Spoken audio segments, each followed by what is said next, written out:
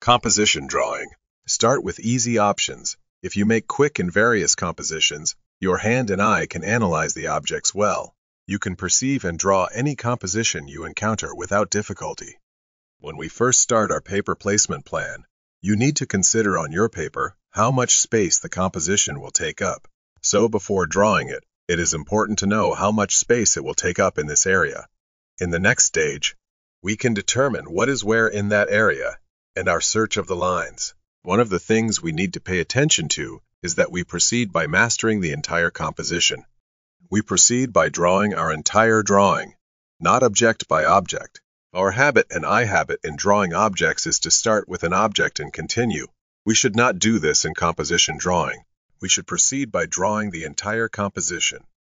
A tip for those who do not have the habit of eyesight: if you take a photo of the composition, it will help you see the places you cannot see.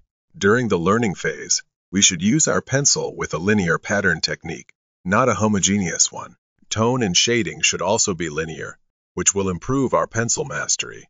When we come to the toning and shading stage, we proceed in the same way so that the intonation of the objects is not different from each other. The benefit of this is that there are no irreversible mistakes in the composition.